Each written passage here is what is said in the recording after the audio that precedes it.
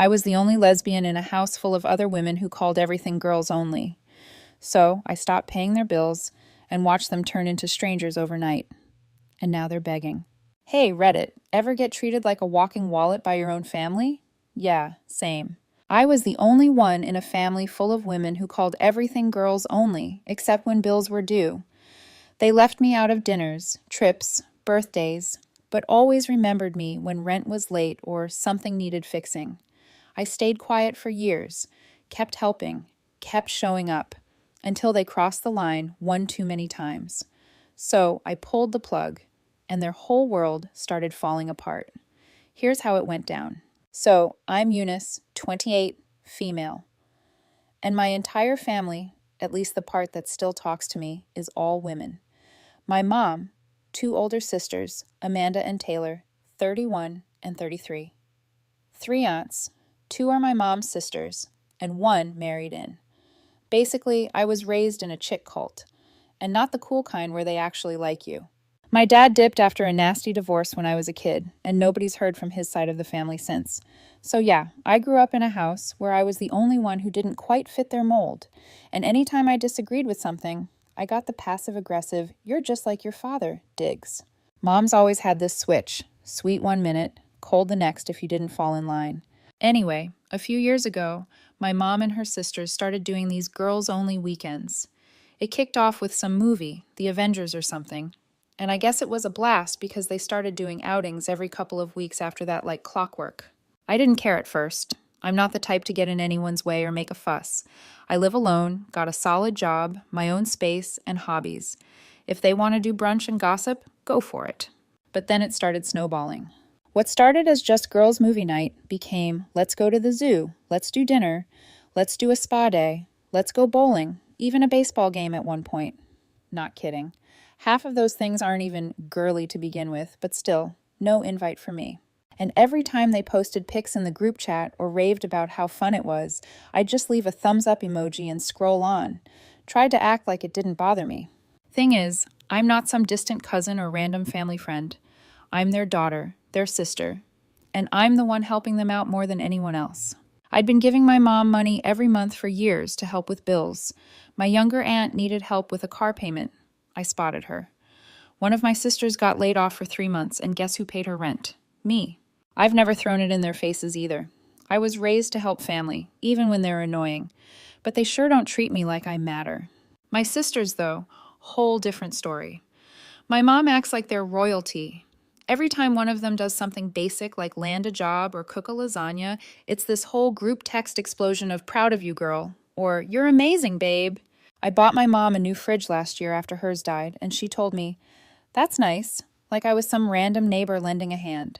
And yeah, maybe I sound bitter, but wouldn't you be? Imagine being the one woman in a family full of women, doing everything you can to support them because you believe in showing up, and still being treated like a backup plan. Like if I dropped off the face of the earth, the only thing they'd miss is the money. The weirdest part is, they act like they're so inclusive and loving. That's their whole vibe. Sisterhood, women supporting women, ride or die energy. But they've literally built this little circle where I'm not welcome, unless it's Thanksgiving or someone needs a ride to the airport. It got more obvious around year 2 of the girls only thing. They'd plan stuff right in front of me. I'd be sitting in the living room at my mom's house while they're talking about brunch plans or an upcoming trip, and not once would they turn to me and say, "Hey, want to come?" Not even a fake invite, just full on pretending like I'm invisible. One time I tried joking about it. I said, "Damn, guess I need to grow my hair out and change my name to be part of the club." Crickets. One of my aunts gave this forced laugh. My mom didn't even look up from her phone. It's like the second I bring up being excluded, I'm either ignored or told I'm making things about me. Which, side note, is exactly what they used to say to my dad before he left. So yeah, maybe I am like him. What really messed me up is that I kept giving them the benefit of the doubt. I kept thinking maybe they just don't realize how it feels. Maybe it's not intentional. Maybe I'm reading too much into it. But after 2 years of the same crap, no invites, no appreciation, just straight up acting like I'm a second-class member, I stopped making excuses for them. It's not even just about being left out. It's the attitude, the entitlement, the way they treat me like a walking wallet and background character. And yet they bend over backward for each other. One of my sisters wanted help redecorating her living room, and 3 of them dropped everything and showed up with paint swatches. I offered to fix Mom's dryer and got told, maybe let the professionals handle it. Cool, got it. So yeah, at this point, the girls-only thing wasn't just a cute theme anymore. It was an excuse. It became a way of telling me I don't belong, that I'm not one of them, and never will be. Which would be fine, if they didn't also rely on me for everything when things go south. I didn't speak up right away. I kept it all in. But deep down, I knew something had to give. I was either going to suck it up forever or finally call it for what it was: favoritism, entitlement, and disrespect. And I might have been raised to be the nice one in the family, but even I have a limit. I didn't reach that limit yet. Not then. But it was getting close. Anyway, mid-January rolls in, and I'm wrapping up work on a Saturday, when I realize I haven't heard anything about Aunt Lisa's birthday. Normally by now, I'd have gotten one of those reservations at 7 messages, followed by some overpriced menu screenshots. But this time, radio silence. Weird. I text my sister. Nothing. I text my mom. She replies 5 hours later with, "We already did something last weekend. Lisa's going out of town." No heads up, no invite, no nothing. I ask, "Wait, you all already did her birthday dinner?" She says, "Yeah, just a little girls' night." Right. Now here's the thing. I don't care about the dinner. It's not about the food. It's not even about the aunt. It's the pattern. I'm being told again that I don't need to be there. They went to that steakhouse downtown, the same one I introduced them to back in 2019. Funny how that becomes girls only when they're enjoying the perks I gave them. And this time, I didn't sit there wondering what I did wrong. I just filed it under, "Y'all really think I'm disposable, huh?" What made it worse? I'd already bought her a gift. I took time out of my week to go get her this niche herbal tea set she mentioned once, just in passing, during a random conversation in the fall. Remembered it, got it, wrapped it, card included. I don't half-ass stuff like this. I just believe in doing right by people, even when they barely register you exist. Dropped it at her house like it was some damn Amazon delivery. No call, no hug, just a thanks text a day later. That was the moment it shifted for me.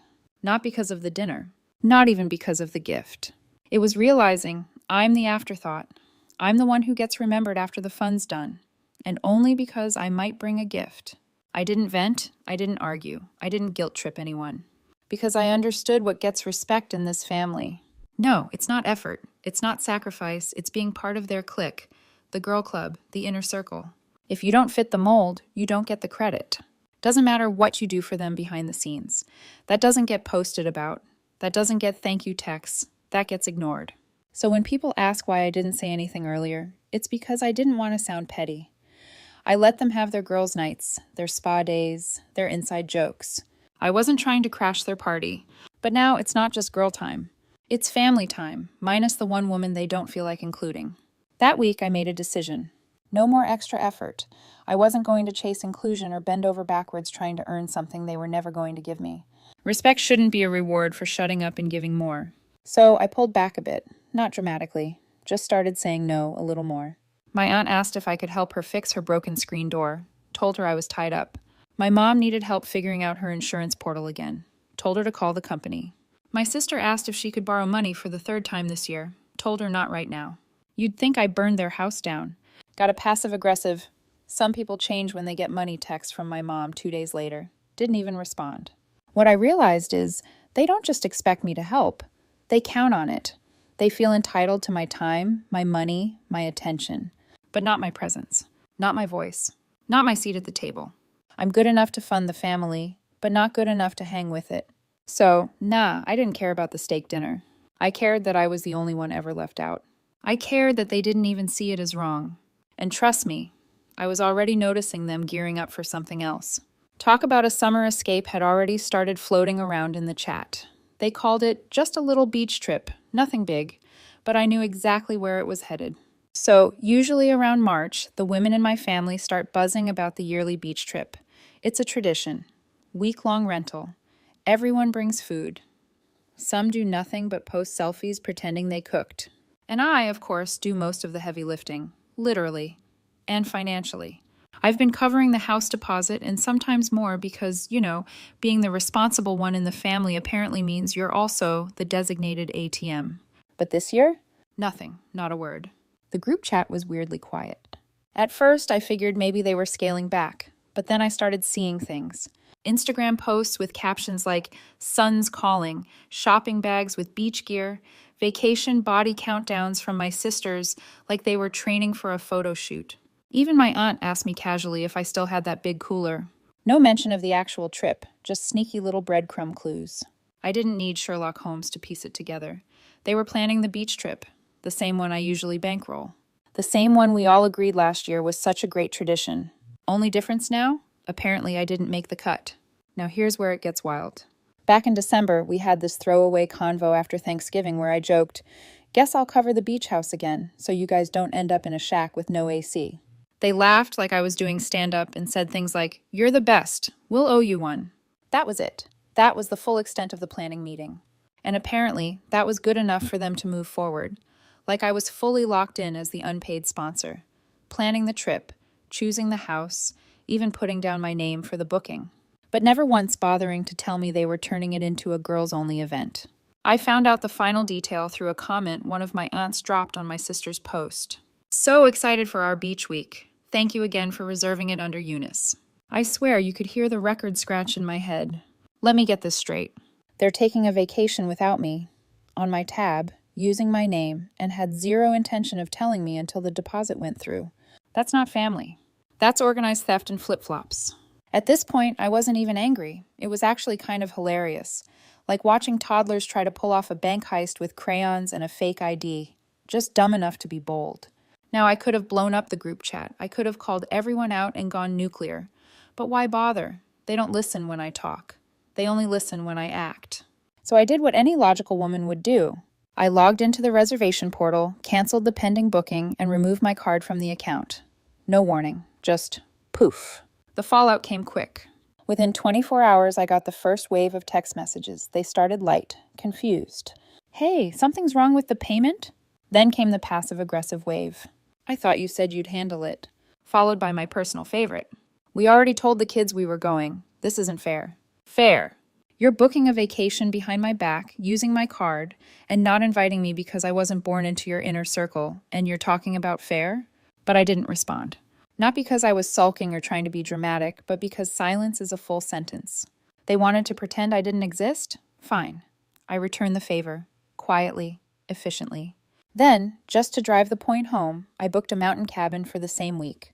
Took a couple of friends, no big announcements, no revenge posts. Just a photo of us grilling on the deck, laughing about something dumb, fire pit in the background, peace in the air. You know, real vacation energy. One where no one expects you to foot the bill and still wait outside the gate. Apparently, that image alone triggered a meltdown. I didn't see the group chat fallout in real time, had it on mute, but one of my cousins sent me a screenshot later. Full panic mode. They had no rental, no backup plan. Turns out when you burn bridges with the person who books everything and pays for it, the vacation fairy doesn't magically show up to save you. Still, I kept it classy. No digs, no "I told you so," just silence and s'mores at my cabin while they scrambled like a broke reality show, cast trying to build a vacation out of vibes and borrowed beach towels. And here's the sickest part. None of them apologized, not one. They tried to twist it like I had flaked. Like it was my fault for not reminding them that using my name and card requires my actual approval. The entitlement is Olympic level at this point. They don't respect me, but they expect me to show up as the invisible sponsor of their fun. And when I don't, suddenly I'm the one causing problems. Nah. They wanted a girls' trip? They got one. Just not the deluxe edition they were used to, because that version required me. So after the whole vacation debacle, I didn't make a scene. I didn't write long messages explaining myself or drop dramatic one-liners in the group chat. I just stopped responding. No last straw speech, no storming out. I cut the cord the same way a contractor cuts power to a condemned building. Quiet, final, and with zero concern about what's still running inside. And for a while, I was almost convinced they got the message. The group chat was dry. No, "Can you help with" texts, no fake invitations, just complete silence. Which, for my family, was like hearing a dog not bark when someone's at the door. It didn't feel peaceful. It felt loaded, like they were regrouping. Then came the couch test. My older sister sent a one-liner Monday morning. "Hey, any chance you can help me carry my new couch upstairs? The delivery guys won't do stairs. No greeting, no check-in. Just right back to the same entitled tone like I'd hit pause, not stop. I didn't reply. Read it while biting into a breakfast burrito and kept scrolling. Tuesday, Aunt Lisa texted with some "Hey sweetie" fluff and a request to help dispute a credit card charge. She said the website was confusing and she didn't want to call anyone. I sent her back, "The number on the back of the card still works." Nothing after that. Wednesday morning, I got the call. Now, for context, my mom only calls when someone dies or when she wants something complicated that she can't text about. So when I saw her name pop up, I picked up, more out of curiosity than concern. She didn't waste a second. "Your sister's car got totaled this morning," she blurted out. "She's in the hospital. It's bad. They're saying she needs surgery. Her leg's really messed up. We're trying to get the money together, but it's tight." No hello, no build-up, just a direct pipeline to panic. I paused. Something didn't sit right. For starters, she didn't say which sister, not their name, not which hospital, not even the usual dramatic voice she puts on when she's actually shaken. So I asked flatly, "Where is she?" "St. Thomas," she replied, too quickly. "They won't let anyone in right now because of all the scans. They're being strict about access." Still didn't say a name. I told her I'd call the hospital directly. Her tone shifted hard. No, don't do that. She's in and out. They won't be able to confirm anything. It's too soon." I didn't argue. I just said, "All right," and hung up. Then I opened Instagram. I checked both my sister's pages. My older one hadn't posted in a day, which wasn't unusual. But my younger sister, she'd just uploaded a photo of a cappuccino with her name spelled wrong on the cup and the caption, "Barista's never gonna get it right." Big smile, full makeup, cozy sweater. Not exactly the vibe of someone fresh out of surgery. I double-checked the timestamp 7 minutes ago. If she was in a hospital, they must have started giving patients artisan coffee with faux art now. I sat back in my chair, phone still in hand, and just stared at the screen. My own mother had faked a car crash, a surgery, an emergency, just to hustle me for money. And the part that really got me? She didn't even put effort into it. No fake tears, no buildup, no emotional manipulation finesse, just an automatic, soulless lie like she was ordering takeout. That's how casual it had become.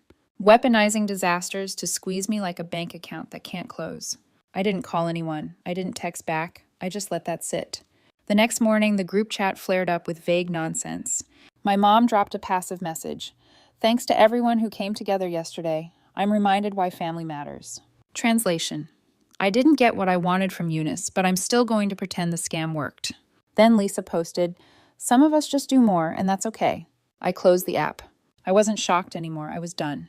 This wasn't a misunderstanding. This wasn't an overreaction. This was calculated emotional fraud. This was my own mother faking an accident because my silence threatened their funding stream. I spent the next hour organizing screenshots. Every time they asked for money. Every last-minute panic favor.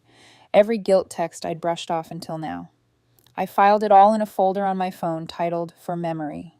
Not to shame them later. Not to send it to anyone. Just to make sure I never forgot how far they went when I stopped playing the scapegoat. That silence, that calm, it wasn't just satisfying. It was freeing. Then the final hit came. Saturday night, my mom texted again. No dramatic opener this time. No fake emergency. Just, "Can you help with rent this month? Things have been hard. Everyone's doing their best." I stared at it, then typed, "Everyone's best looks a lot like my worst." Sent it. Mute. Didn't even wait for her response. Blocked her number for the weekend, just to enjoy 48 uninterrupted hours. Not because I was angry, because I was clear. The thing about cutting people off is that the silence doesn't hit them first. The consequences do. And when I stopped helping, I didn't leave a note. No final warning. Just unplugged the power and walked away. It took about 2 weeks for the cracks to show. Then it all started crashing fast. First one in the blast radius, Amanda, my older sister. She'd been driving a car I technically co-signed for 2 years ago. Long story short, she couldn't qualify for a loan. Begged me, "Just put your name on it, please." Said she'd take care of everything. And for a while she did, until I pulled my name off, quietly, after the vacation stunt. Had the legal stuff finalized a month back. Gave her a heads up she ignored. I didn't push it, I just got out. Well, turns out she was behind on payments, 3 to be exact. The dealership repossessed the car in broad daylight, right outside her job. A coworker recorded the whole thing. She called my mom crying like a teenager who got grounded. Mom texted me, "How could you do this to her?" do this to her? I didn't call the repo guy. I just stopped babysitting her mess. That same weekend, I got a call from the electric company. My name was still on the account at Mom's house. I thought I'd already switched it over to her. Guess not. She hadn't paid in 2 billing cycles. Balance was pushing $600. They were about to shut it off. So I paid it? Nah. I called them, took my name off immediately, let the system handle it. That Monday, they lost power for 36 hours. Mom texted me something like, "Wow, you really don't care anymore, huh?" She was right. I didn't. Then came the bounced rent. My younger sister, Taylor, had been managing rent on a 2-bedroom place she shared with a friend, except she'd been using money from the family pool to stay afloat. And the family pool? Yeah, that was basically me. Once I stopped wiring her anything, she fell short fast. Her roommate posted a passive-aggressive rant on Facebook. Some people aren't built for adult responsibilities. Real subtle. Within 3 days, Taylor was back at Mom's house, sleeping on the couch and blaming a toxic living environment. I'm guessing the landlord didn't buy that one either. By week 3, Aunt Lisa was listing furniture on Facebook Marketplace. That alone didn't surprise me. What did surprise me was the description she used on a $90 used coffee table. Family going through hardship due to betrayal. Please help if you can. Betrayal. I read that while drinking coffee and almost spat it out. These people were so comfortable feeding off me for years that the moment the gravy train stopped, it became a betrayal. Here's the part that got twisted. One of them, still not sure who, tried to open a new credit card using my name. They still had some old mail, maybe enough for a week application. I got a fraud alert email, flagged it, denied it, locked it all down. I didn't even confront anyone. If they wanted to play dirty, let them try. All they did was expose themselves harder. Next thing I hear, Mom's bank account got frozen for an overdraft. She called my aunt crying that she had to cancel an upcoming dental procedure because not all of us are lucky enough to ignore family. The same woman who faked a car accident 2 weeks ago was now using cavities as moral leverage. By mid-month, my cousin messaged me on the side. "Just FYI, they're trying to get Uncle Jay to pitch in now. Told him you cut everyone off for no reason." That day, Uncle Jay called me to laugh about it. He isn't actually family, just an old friend of my dad's who stuck around here and there, but has his own life and family. He's a solid guy. He said, "They really painted you as the villain." I told him I didn't care. Let them. Because here's the kicker. The moment I stopped funding the show, the whole set collapsed. No vacations, no rides, no help with bills, no insurance paperwork, no backup. They weren't mad that I changed. They were mad they had to. One day, Taylor called me directly. First call from her in months. I let it ring straight to voicemail. She texted after. "Can we at least talk about why you're being like this? You used to help." Yeah, I used to. Back when there was some mutual respect, or at least the illusion of it. But after the lies, the scams, the entitlement, the silence wasn't revenge. It was sanity. Then came the hospital stunt. Not the fake one. This one was real. Aunt Lisa tripped at work and fractured her wrist, needed outpatient surgery. Minor thing, but apparently the deductible was steep. She texted me this paragraph about how no one else can help right now, and "I know you don't want to hear from us, but this is different." Different. When I broke my wrist 4 years ago, I paid out of pocket and got 0 calls, 0 support. They sent me a funny meme about how girls are bad at resting. I left her text on read, and that must have been the last straw for them, because after that, they turned full delusional. Mom sent a message in the group chat, still muted on my end, saying, "We don't need anyone's help. Some people just want to see others fail when they stop being useful." Aunt Lisa commented under it, "That's what happens when someone thinks money equals morals." They were trying to flip the narrative. Like they were the victims of some tyrannical dictator who took away their free lunch. Like they hadn't lived years on autopilot, passing me bills and expecting me to smile and swipe. Then the cherry on top. They tried reaching out to my boss. I kid you not. Someone, probably Amanda, sent an email to my workplace's general inbox saying I had abandoned my sick mother and that it was affecting her mental well-being and focus at work. The email was so unhinged, HR forwarded it to me and asked if I was okay. I laughed, said family drama, and they dropped it. That was the day I changed my number. No big speech, no dramatic goodbye. Just done. Same city, same job, same apartment. But I cut everything they used to reel me back in. And this time, for good. No more chances. It wasn't the "I'm just going to ignore them." It's the "they don't exist to me anymore." I didn't announce it. Let them keep texting into the void. Let them figure it out when their calls stopped going through and their group chat rants never landed. For the first time in years, I wasn't on standby. No midnight emergencies, no requests for bill help, no fake birthday guilt.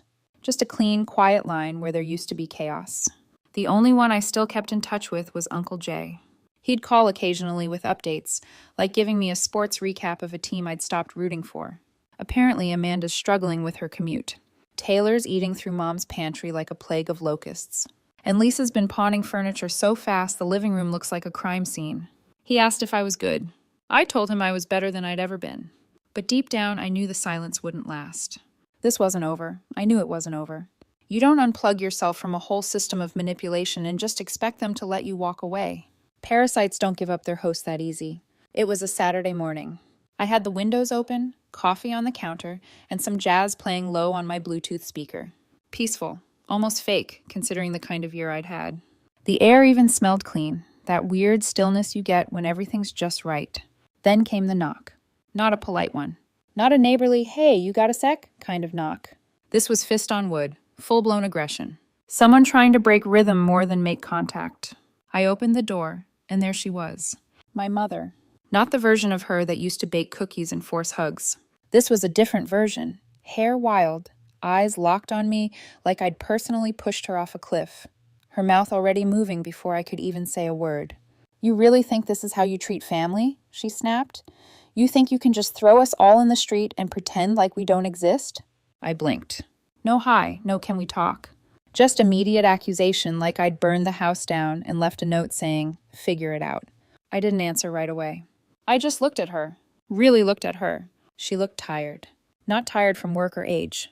Tired like someone who'd spent weeks lying, scrambling, blaming, and couldn't figure out why none of it worked anymore. Then I said, you chose this. That was it. Calm, steady, no yelling. And that's what set her off.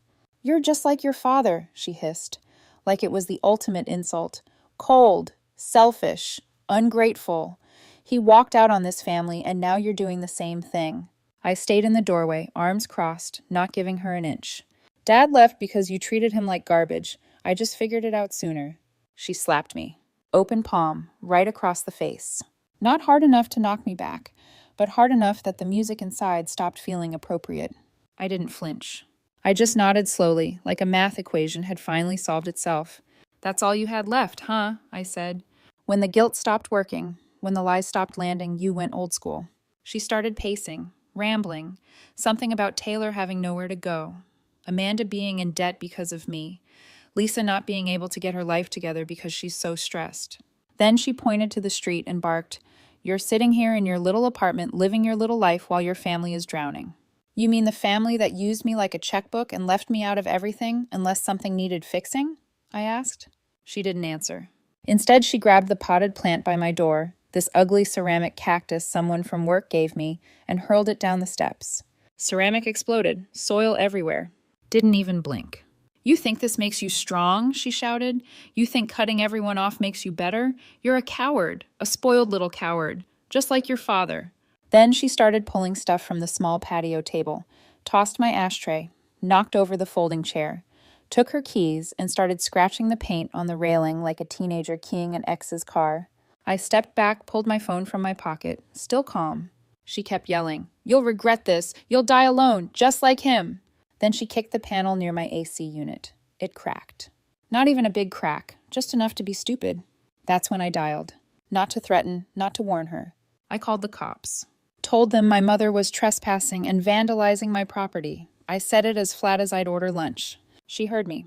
"You're calling the police on your own mother? On the woman who faked a hospital emergency, tried to steal from me, and just damaged my place? Yeah, that's what I'm doing." "You're disgusting," she spat. I learned from the best. I didn't raise my voice, didn't match her crazy.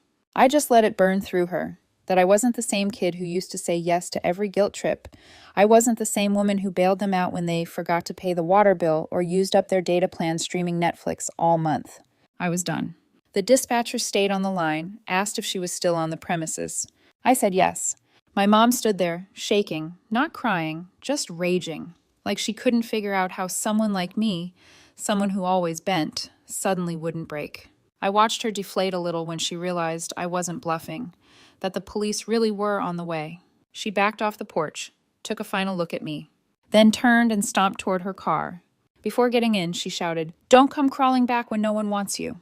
I stared at her and said, "I'd rather be unwanted than used." She sped off, tires squealed. Nothing dramatic, just the sound of someone out of control and needing to feel powerful again. 50 minutes later, 2 officers showed up, took a quick statement. I showed them the broken pot, the cracked panel, the scratch on the railing. Had it all on camera, too. My doorbell cam had caught the whole show in high def. They offered to file a formal report. I told them yes. Not because I wanted her arrested, because I wanted a record. The next day, Uncle Jay called. He'd heard. News moves fast when someone like my mom melts down in public. He wasn't surprised, just asked if I was all right.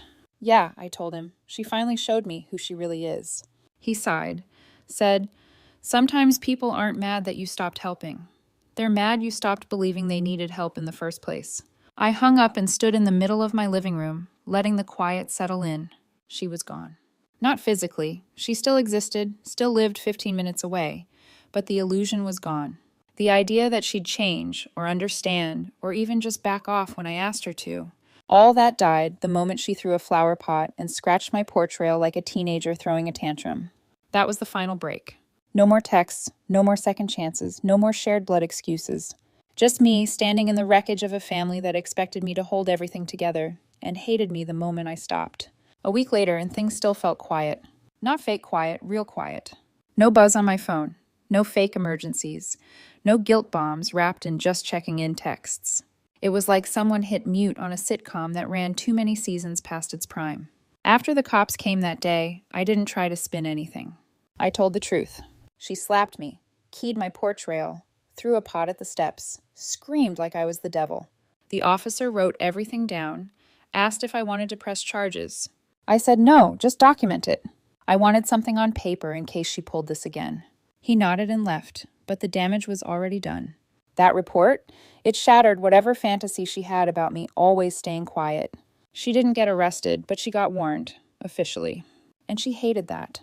Uncle Jay told me she's been telling the family I ruined her life and sided with the law over blood. I guess in her mind, blood means immunity from consequences. Meanwhile, her meltdown became the final straw for everyone else. Lisa cut contact with her 2 days later. Apparently didn't want to be associated with someone unstable enough to get cops involved. Amanda moved out temporarily.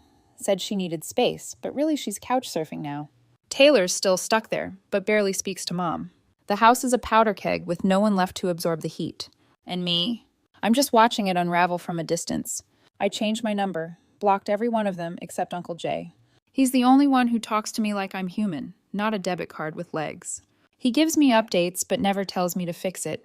Just says, "They're learning what it's like without you." Amanda tried texting me through a burner number. Said I was cruel. Said Mom's depression got worse. Said Taylor had to take out a payday loan. I read it, deleted it. I've done enough saving. It's their turn now. Funny part is, when you finally set boundaries, people think you've changed. That you're bitter. That you've become the villain. Nah.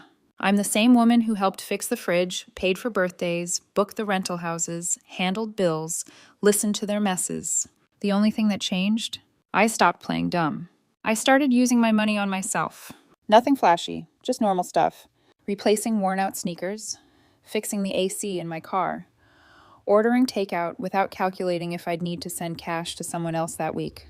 I finally booked a cabin up north. Solo trip, no group chat, no drama, no, "Can you drive us?"